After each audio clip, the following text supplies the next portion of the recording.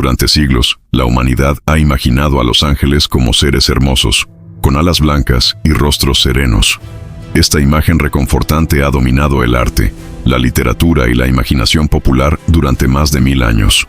Pero esta representación dulce y familiar está muy lejos de la realidad descrita en las sagradas escrituras originales. Las descripciones bíblicas auténticas revelan criaturas tan extraordinarias y aterradoras que los mismos profetas caían al suelo en terror absoluto, perdiendo el conocimiento ante su presencia. Los textos hebreos y arameos originales utilizan palabras específicas que han sido suavizadas en las traducciones modernas. Términos como Nora, que significa terrible o que causa terror, y Ayom, que describe algo espantoso o que provoca pavor, se han traducido simplemente como glorioso o majestuoso. Esta transformación lingüística ha ocultado la verdadera naturaleza de estos encuentros celestiales. Los manuscritos más antiguos, incluidos los rollos del Mar Muerto y los códices alejandrinos, preservan descripciones que desafían toda lógica humana. Hablan de geometrías imposibles, de seres que existen simultáneamente en múltiples dimensiones, de criaturas cuya mera presencia altera la realidad física del espacio-tiempo. Estos no son cuentos folclóricos ni alegorías poéticas, sino testimonios directos de hombres que arriesgaron su credibilidad y a menudo su vida para preservar estas revelaciones para las generaciones futuras. Hoy descubriremos la verdad que ha permanecido oculta, la realidad que cambió la historia de la humanidad y que aún hoy genera controversia en los círculos teológicos más profundos. Prepárate para un viaje que desafiará todo lo que creías saber sobre la naturaleza de lo divino. En el río Quebar, en Babilonia, el profeta Ezequiel experimentó una de las visiones más impactantes registradas en la historia humana. El año 593 a.C. marcó un momento que cambiaría para siempre nuestra comprensión de los seres celestiales. Ezequiel, quien había sido deportado junto con otros nobles judíos durante la primera invasión babilónica, se encontraba en un estado de profunda meditación, cuando los cielos se abrieron ante él de manera literal y sobrenatural. La descripción que ofrece Ezequiel tiene una precisión técnica que desafía cualquier intento de interpretación meramente simbólica. Habla de criaturas vivientes que se movían como relámpagos, cada una con 4 rostros distintos, pero no en secuencia temporal, sino simultáneamente visible desde cualquier ángulo de observación.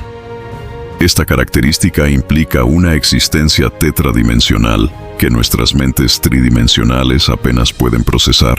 El rostro de hombre miraba hacia el frente, representando no solo la inteligencia y la razón, sino la capacidad de comunicación directa con la humanidad. Este rostro expresaba emociones reconocibles pero amplificadas a una intensidad que Ezequiel describe como fuego ardiente. El rostro de león, hacia la derecha, manifestaba una autoridad que trasciende todo poder terrenal. Sus ojos no parpadeaban nunca, y de su boca salían palabras que sonaban como rugidos que podían derribar montañas. El rostro de buey, hacia la izquierda, simbolizaba no solo el servicio y el sacrificio, sino la capacidad de soportar cargas infinitas sin fatiga. Este rostro mostraba una determinación inquebrantable, con músculos que se tensaban constantemente como preparándose para arrastrar los cimientos mismos de la realidad. El rostro de águila, hacia atrás, representaba no solo la velocidad y la visión celestial, sino la capacidad de elevarse a dimensiones donde el tiempo y el espacio operan según leyes completamente diferentes. Sus cuerpos brillaban como bronce pulido en el horno, pero este no era un brillo reflejado, sino una luminosidad interna que emanaba de su esencia misma. La temperatura alrededor de estas criaturas era tan intensa que Ezequiel menciona que el aire mismo se distorsionaba, creando ondas de calor visible. Sus alas, cuando se extendían completamente, cubrían una extensión que el profeta describe como inmensurable, sugiriendo que estas criaturas podían alterar su tamaño según la necesidad del momento. El sonido que producían era ensordecedor, como el rugido de muchas aguas, como la voz del Todopoderoso cuando habla, como el bullicio de un ejército celestial en formación de batalla. Pero dentro de este rugido, Ezequiel podía distinguir frecuencias específicas, algunas que comunicaban órdenes precisas, otras que entonaban alabanzas en idiomas que trascendían el lenguaje humano, y otras que parecían estar manipulando las mismas fuerzas fundamentales que mantienen unido el universo. Debajo de cada ala tenían manos humanas, perfectas en su estructura pero operando con una precisión que desafía toda lógica terrenal. Estas manos no solo manipulaban objetos físicos, sino que parecían tocar y moldear realidades invisibles. Ezequiel observó cómo estas manos movían elementos que él no podía ver, pero cuyos efectos se manifestaban en cambios dramáticos en el ambiente circundante. Cuando se movían, no giraban sus cuerpos como lo haríamos nosotros, sino que cada rostro los dirigía hacia la dirección correspondiente, moviéndose en perfecta sincronización como una máquina divina de propósitos incomprensibles. Su desplazamiento no seguía las leyes de la física que conocemos. Podían moverse hacia arriba, abajo, adelante y atrás sin rotación previa, sugiriendo que operaban en un espacio de más de 3 dimensiones donde nuestras limitaciones direccionales simplemente no aplican. En el Templo de Jerusalén, durante el año de la muerte del rey Usías, aproximadamente en el 740 a.C., el profeta Isaías experimentó una manifestación que lo marcó para toda la eternidad y que transformó radicalmente su comprensión del ministerio profético. El contexto histórico es crucial. Usías había sido un rey próspero pero que intentó usurpar funciones sacerdotales, siendo castigado con lepra. Su muerte marcaba el fin de una era de estabilidad para el reino de Judá. En este momento de crisis nacional, cuando el futuro político parecía incierto, Isaías recibió una visión que le mostraría que existe un rey que nunca muere y cuyo reino es eterno. Allí, en el lugar santísimo del templo, rodeando el trono del Altísimo, volaban los serafines, cuyo nombre en hebreo significa literalmente los que queman o serpientes ardientes. Este término no es metafórico. Estos seres están compuestos de fuego divino en su esencia misma. Cada serafín poseía 6 alas magníficas, pero su función era muy diferente a lo que podríamos imaginar basándonos en representaciones artísticas posteriores. La distribución de estas alas revela una jerarquía de prioridades que refleja la naturaleza misma del reino celestial. Con 2 alas cubrían sus rostros, porque ni siquiera estos seres perfectos, creados para servir directamente ante el trono divino, podían contemplar sin protección la gloria del Altísimo. Esta limitación revelaba que incluso en la perfección celestial existe una estructura de reverencia que debe respetarse. Con 2 alas cubrían sus pies, en un acto de modestia y reverencia absoluta ante la presencia sagrada. En la cultura hebrea, los pies representaban la parte más humilde del cuerpo, lo más cercano al polvo de la tierra. Que estos seres celestiales cubrieran sus pies indica un nivel de humildad que trasciende cualquier concepto humano de modestia. Y solo con 2 alas volaban, manteniéndose en constante movimiento alrededor del trono celestial, en patrones de vuelo que Isaías describe como danzas de fuego. Su canto no era una melodía suave, sino una declaración que sacudía la realidad misma. Santo, santo, santo es el Señor de los ejércitos. Toda la tierra está llena de su gloria. La repetición triple de santo no es enfática, sino literal. Estos seres perciben simultáneamente las 3 dimensiones de la santidad divina que nosotros solo podemos comprender de forma fragmentaria. Cada santo resonaba en una frecuencia diferente, creando armónicos que afectaban no solo el templo físico, sino las dimensiones espirituales circundantes. El poder de este canto era tan extraordinario que los cimientos del templo se estremecían. Las piedras masivas que formaban la base del edificio, cada una pesando varias toneladas, vibraban como hojas al viento. Los umbrales de las puertas se movían, no por fuerza mecánica, sino por resonancia espiritual. El mismo aire se llenaba de humo, no de combustión, sino de la manifestación visible de la presencia divina. Uno de estos serafines, respondiendo a la confesión de impureza que hizo Isaías, al verse confrontado con la santidad absoluta, tomó un carbón encendido del altar celestial. Es importante notar que utilizó tenazas para tomarlo, porque ni siquiera sus manos divinas podían tocar directamente este fuego sagrado sin intermediarios. Este carbón no era carbón vegetal común, sino fuego condensado del altar donde se consumían los sacrificios espirituales de todo el universo. Cuando este carbón tocó los labios de Isaías, el profeta experimentó un dolor tan intenso como transformador. No era simplemente dolor físico, sino la sensación de que cada palabra impura que había pronunciado a lo largo de su vida estaba siendo literalmente quemada y eliminada de su ser. El proceso de purificación era simultáneamente destructivo y reconstructivo, eliminando toda impureza mientras fortalecía su capacidad para comunicar mensajes divinos. ¿Qué opinas sobre lo que has visto hasta ahora? ¿Te imaginas encontrarte frente a frente con estos seres? La realidad bíblica apenas está comenzando a revelarse. Mucho antes de las visiones de Ezequiel e Isaías, en los albores mismos de la humanidad, los querubines ya habían sido establecidos como los guardianes más temibles de la creación. Después de la expulsión de Adán y Eva del jardín del Edén, Dios colocó a estos seres al oriente del paraíso, empuñando espadas de fuego que se movían por todos lados impidiendo para siempre el acceso al árbol de la vida. Estas no eran espadas ordinarias, sino extensiones de fuego divino que cortaban no solo la materia física, sino las mismas intenciones del corazón humano. Los querubines poseen una naturaleza dual. Son simultáneamente seres de belleza indescriptible y de terror absoluto. Su función trasciende la simple guardia. Son ejecutores de la justicia divina, operando con una precisión que no admite error ni misericordia mal entendida. En el tabernáculo de Moisés, 2 querubines de oro batido extendían sus alas sobre el propiciatorio, creando el espacio más sagrado de toda la tierra, el lugar donde la presencia divina se manifestaba de manera tangible. Sus rostros se miraban uno al otro, pero sus ojos estaban dirigidos hacia abajo, hacia la sangre de los sacrificios que cubría los pecados del pueblo. Esta posición no era casual, sino que representaba su función como testigos y ejecutores de la expiación. Los querubines también aparecen como los seres que transportan el trono móvil de Dios a través de los cielos. Ezequiel los describe como la base viviente del trono divino, moviéndose con una velocidad que desafía toda comprensión humana, llevando la presencia del Altísimo a cualquier lugar del universo en un instante. Gracias por permanecer en este vídeo hasta aquí. Te aseguro que lo mejor aún está por venir, porque estas revelaciones apenas comienzan a mostrar la verdadera naturaleza de la realidad celestial.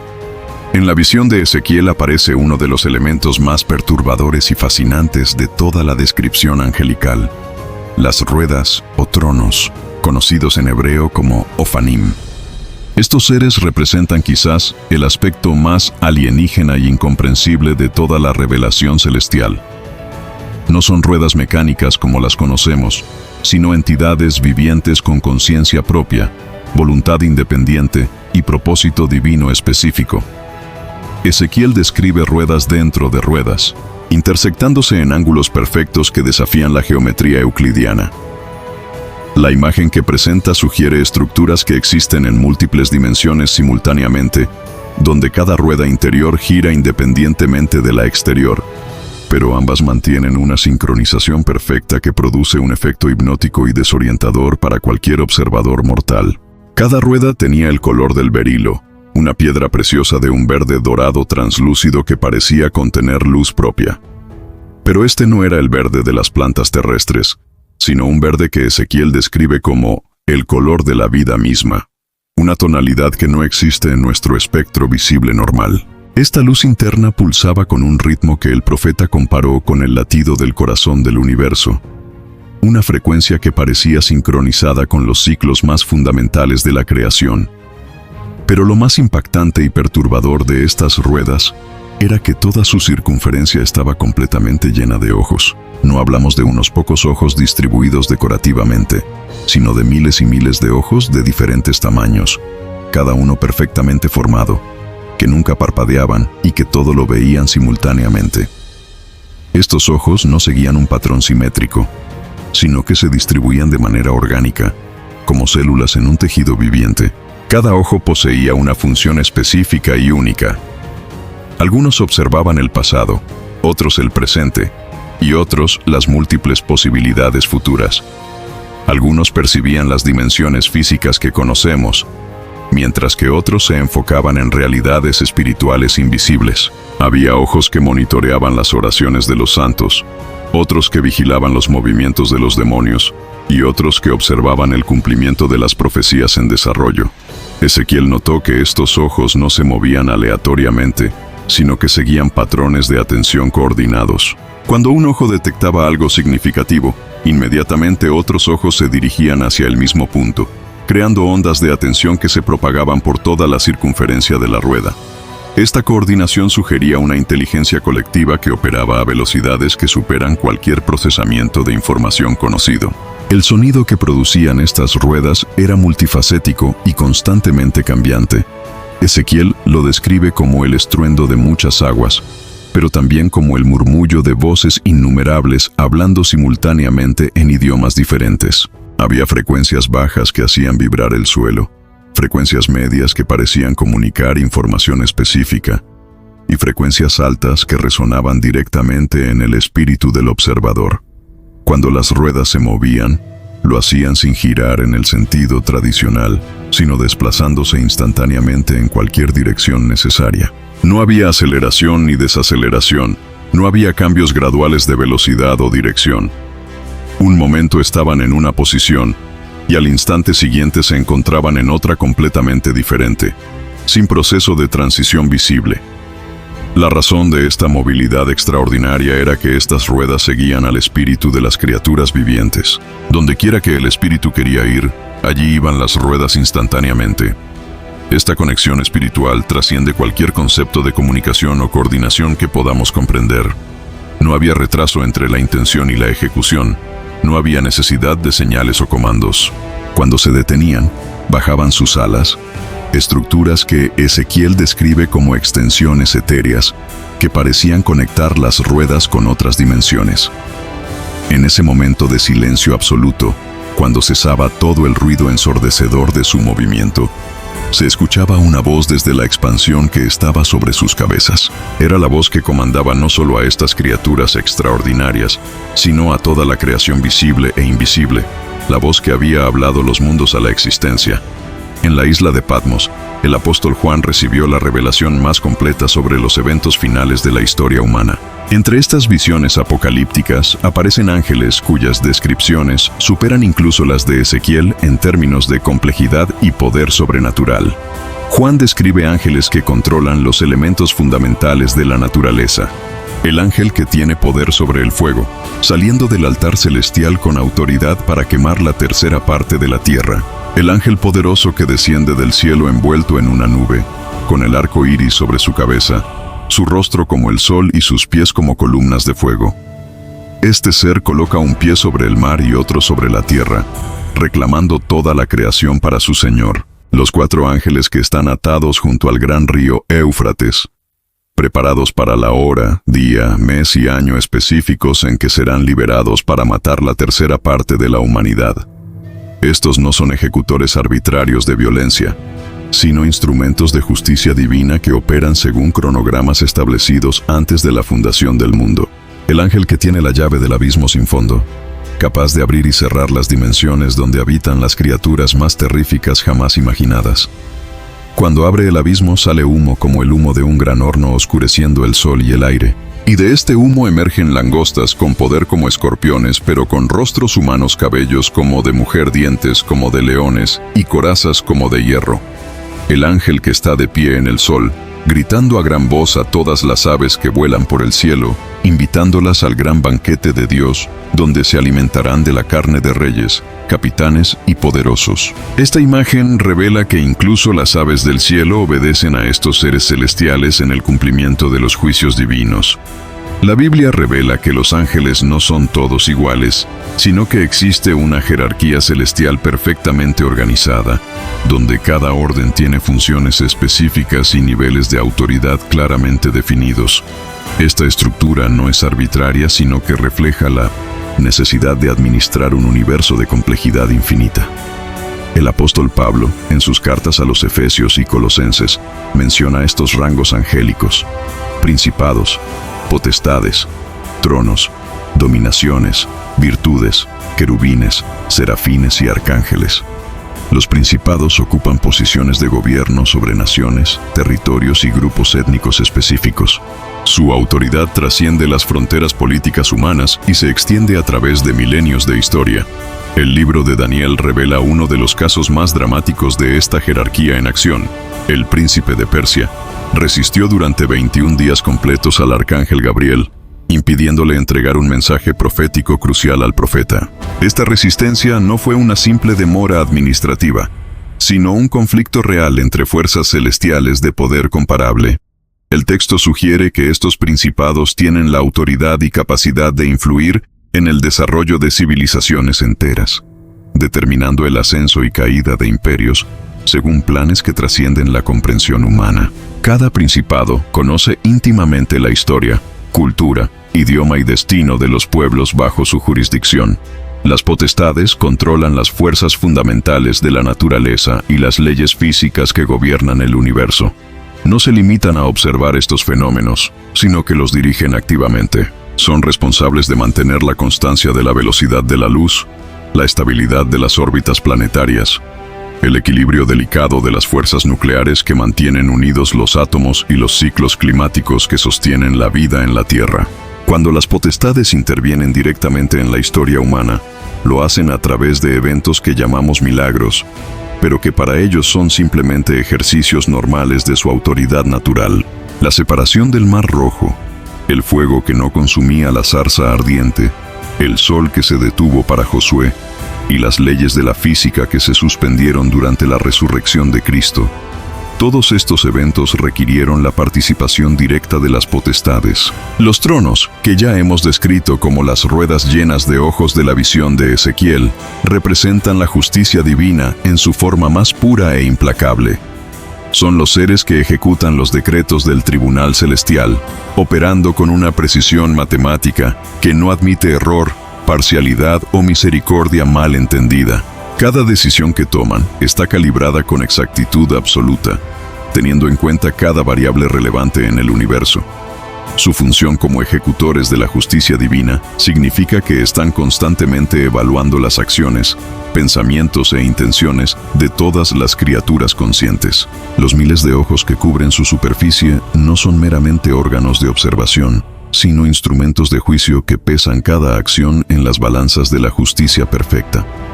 Las dominaciones supervisan las órdenes inferiores de ángeles, funcionando como una cadena de comando militar perfectamente disciplinada. Su autoridad se extiende sobre legiones de ángeles menores, asegurando que cada ser cumpla su función específica en el gran plan cósmico. Son como generales supremos en un ejército donde cada soldado conoce exactamente su misión y la ejecuta sin cuestionar, pero también sin perder la iniciativa creativa necesaria para adaptarse a circunstancias cambiantes. Las virtudes son responsables de los eventos que los humanos percibimos como milagros extraordinarios. Mientras que las potestades mantienen el orden natural, las virtudes tienen autorización para suspender temporalmente estas leyes cuando el plan divino lo requiere. Son ellos quienes proporcionaron el poder sobrenatural para que Jesús caminara sobre el agua, multiplicara los panes y los peces y resucitara a los muertos. Los querubines, además de su función como guardianes del Edén, son los portadores del conocimiento divino y los protectores de la sabiduría sagrada. Cada querubín posee una comprensión completa de aspectos específicos de la creación, desde la estructura molecular de la materia hasta los patrones de comportamiento de las galaxias distantes. Los serafines, en la cúspide de esta jerarquía, se especializan en la purificación y la santificación. Su proximidad inmediata al trono divino los capacita para transmitir la santidad de Dios a través de toda la creación. Son los agentes principales de transformación espiritual, capaces de purificar no solo a individuos, sino a naciones enteras cuando es necesario. Esta estructura jerárquica revela que el reino celestial opera como un gobierno perfecto, donde la autoridad fluye desde arriba hacia abajo, en cadenas de comando que nunca fallan. Cada ángel conoce su lugar exacto en esta estructura y jamás intenta usurpar una posición que no le corresponde. La rebelión de Lucifer y un tercio de los ángeles representa la única excepción histórica a esta armonía perfecta, un evento que sacudió los cimientos mismos de la realidad celestial. Durante los primeros siglos del cristianismo, los artistas intentaban representar fielmente las descripciones bíblicas de los ángeles, creando obras que reflejaban su verdadera naturaleza extraordinaria y a menudo aterradora. Sin embargo, a medida que la iglesia se expandía y comenzaba a evangelizar poblaciones que no estaban familiarizadas con estas revelaciones, surgió la necesidad de hacer más accesible el mensaje celestial. El emperador Constantino, al convertir el cristianismo en religión oficial del Imperio Romano en el siglo IV, influyó significativamente en esta transformación. Los artistas comenzaron a representar a los ángeles con características más familiares y menos intimidantes, inspirándose en las imágenes de dioses griegos y romanos que ya eran conocidas por la población. La influencia del arte renacentista completó esta metamorfosis. Artistas como Rafael, Miguel Ángel y Leonardo da Vinci crearon representaciones angelicales que priorizaban la belleza humana idealizada por encima de la exactitud bíblica. Estos ángeles renacentistas, con sus rostros serenos y alas de cisne, se convirtieron en el estándar que conocemos hoy. La Iglesia medieval también contribuyó a esta transformación por razones pastorales comprensibles. Las descripciones originales de seres con múltiples rostros, ruedas llenas de ojos y espadas de fuego, podían generar terror en lugar de devoción entre los fieles. La intención era acercar a las personas a Dios, no alejarlas por medio del miedo. Sin embargo, esta suavización de las imágenes angelicales tuvo consecuencias no previstas. Muchos creyentes desarrollaron una comprensión limitada de la naturaleza divina, imaginando un reino celestial demasiado similar al mundo terrenal. La verdadera majestad y poder de estos seres se perdió, junto con el sentido de reverencia absoluta que deberían inspirar. Algunos teólogos argumentan que esta transformación fue necesaria para la evangelización masiva, mientras otros sostienen que privó a la humanidad de una comprensión más profunda y exacta de la realidad espiritual. Lo cierto es que las descripciones bíblicas originales permanecen intactas, esperando ser redescubiertas por cada nueva generación de buscadores de la verdad.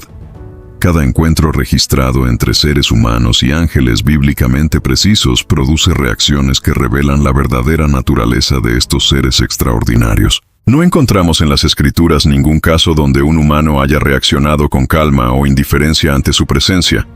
Las respuestas van desde el terror absoluto hasta la adoración involuntaria, pero nunca la tranquilidad.